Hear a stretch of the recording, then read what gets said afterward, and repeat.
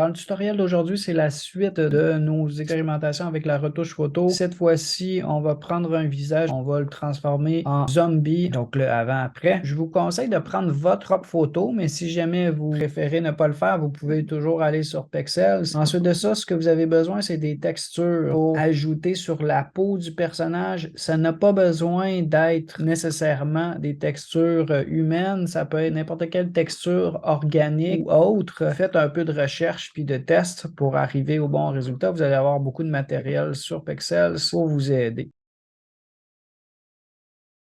Je reviens dans Photoshop puis je pars à 0 pour que vous puissiez bien comprendre toutes les étapes. Donc, ma première étape, commencer par dupliquer mon calque de départ. Vous pouvez ne pas faire cette étape-là, mais c'est toujours bien de travailler de façon non destructrice, d'avoir les étapes séparées. Comme ça me permet de revenir en arrière. On va utiliser un filtre fluidité pour déformer le visage au départ. Avant d'appliquer le filtre, ce que je vais faire, c'est que je vais convertir mon calque en objet dynamique. Je vais aller au menu déroulant, je vais choisir convertir en objet dynamique, puis je vais voir que c'est un objet dynamique au bas à droite du calque. Je vais aller dans le menu filtre fluidité, je clique là-dessus, puis on ouvre une interface qui est spécifique à ce filtre-là. Je vais commencer par y aller avec mon outil qui s'appelle l'outil visage parce que c'est le plus facile à comprendre. Je vais aller dans les réglages qui s'appellent modification des traits du visage. On voit des paramètres pour la taille des yeux, la hauteur des yeux, la largeur des yeux, etc., etc. Là, je ne vous les lirai pas tous, mais je peux jouer, explorer et vous voyez directement le résultat se produire à l'écran. On ne refera pas la version finale que je vous ai proposée exactement pareil. On va juste y aller comme ça en improvisant. Puis l'important, ça va être de comprendre les techniques puis d'aller créer votre propre personnage à partir de vos propres images sources. Peut-être que pour un zombie, on pourrait penser que son front est un petit peu plus grand. On va peut-être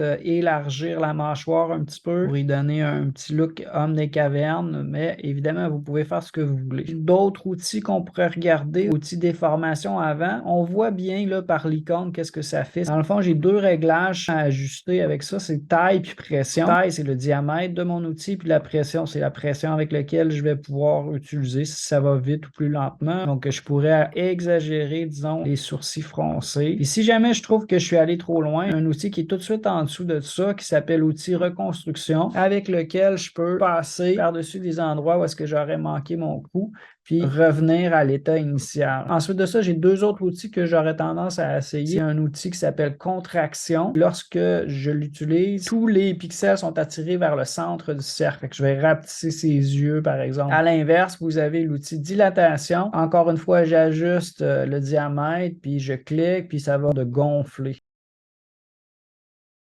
Puis lorsqu'on est satisfait, on va dire OK pour valider la transformation. Puis si jamais on change d'idée un petit peu plus tard, puisque c'est un objet dynamique, vous pouvez toujours recliquer sur le mot fluidité puis revenir au point de départ. Notre deuxième étape, je vais ajouter une texture à mon visage. Donc, je vais aller importer une des textures que j'aurais téléchargées sur Pexels. Cette image-là d'écorce d'arbre. Je vais aller la redimensionner. Ce que j'aurais aussi tendance à faire, c'est passer par le menu édition, transformation, puis déformation. Ça va me donner une grille sur mon image. Ce que je veux essayer de faire avec ça, c'est essayer de donner un volume à ma texture qui va être un petit peu plus semblable au volume du visage. Pas que la texture soit trop plate pour aider un petit peu à l'illusion que cette texture-là, elle est plaquée sur les visages. Évidemment que lorsque vous faites ça pour un vrai projet, vous allez prendre le temps de le faire un petit peu mieux. Ensuite de ça, on va vouloir changer le mode de fusion de manière à le mélanger avec ce qui se trouve derrière. Là, il n'y a pas de bonne réponse, mais généralement, vous allez trouver les meilleurs résultats dans les modes de fusion qui sont dans la catégorie obscurcir ou incrustation. Donc, testez-les tous. Moi, je me suis arrêté sur densité de couleur plus. Ce que je vais vouloir faire aussi, probablement, c'est diminuer l'intensité de ça. Donc, je n'irai pas avec opacité, je vais y aller avec fond. Je vais diminuer le fond un petit peu. Pour finir, ce que je vais faire, c'est que je vais ajouter un masque sur cette texture-là. Puis, comme on a vu à plusieurs reprises quand on a parlé des masques, là, c'est que je vais cliquer sur le masque, masque, je vais me prendre un pinceau noir, je vais m'assurer que j'ai vraiment la couleur noire, puis je vais aller peindre comme ça. Puis là, je suis pas en train d'effacer, là, je suis juste en train de masquer certaines parties de la texture. Pourquoi j'y vais comme ça plutôt qu'avec une efface? Ben, si jamais je me trompe ou je veux revenir en arrière, c'est une bonne manière non destructrice de travailler mes textures. Évidemment, vous pouvez aussi travailler avec des couleurs grises pour avoir quelque chose qui serait à 50% d'opacité, par exemple. Évidemment, zoomer un petit peu dans votre image pour avoir un meilleur aperçu de ce qui se passe. Une fois qu'on a retravaillé ça puis qu'on est relativement satisfait, mon étape suivante, de la même façon qu'on a fait dans notre première retouche photo, je vais aller me créer un calque d'ombrage. Donc, je me crée un calque vide. Je vais remplir ce calque-là, que je passe par le menu édition à remplir, puis je vais choisir 50% de gris. Je vais dire OK. Ça met une couleur grise par-dessus toute mon image. Je vais aller changer le mode de fusion à incrustation. Puisqu'on est à 50% de gris, on est comme à la frontière entre le foncé et le pâle. Mon gris est devenu invisible. Mais là, ce que je vais faire, c'est que je vais aller retravailler sur le gris. Pour le faire, je vais aller prendre mon outil densité plus. Je vais aller mettre certaines zones de mon image plus foncées. C'est non seulement sur la texture, mais sur toute l'image au complet que je peux travailler ça. Mon idée, ça va être d'accentuer le contraste entre les parties foncées et les parties claires de mon image, de manière à avoir plus d'éléments qui vont ressortir. Fait que sur le contour du visage, c'est sûr que je vais vouloir ça plus foncé et accentuer l'effet des textures.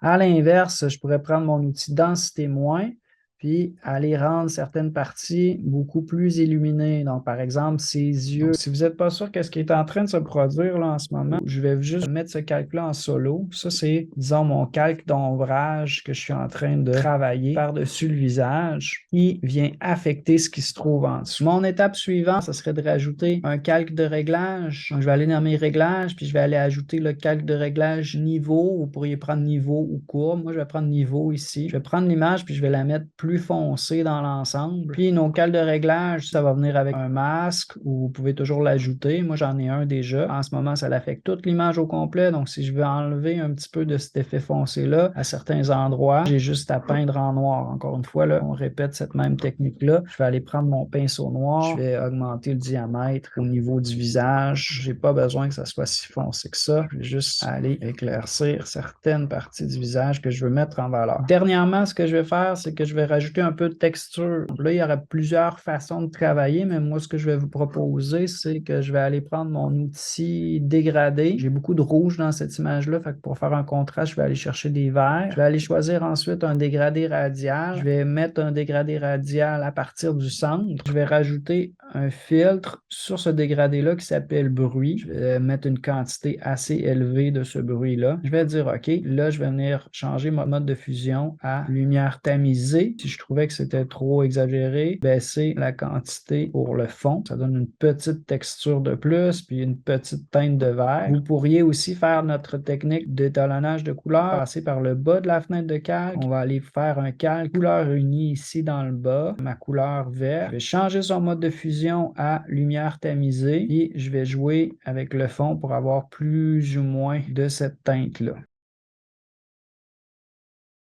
Je vais m'arrêter là pour aujourd'hui. C'est sûr qu'on n'est pas arrivé à un résultat qui est pareil comme dans l'exemple. Il reste beaucoup de choses à retravailler, sauf que vous voyez un petit peu le principe des 6 différentes étapes qu'on pourrait utiliser, le fil fluidité, la texture, l'ombrage, la coloration pour arriver à un bon point de départ pour vos propres projets.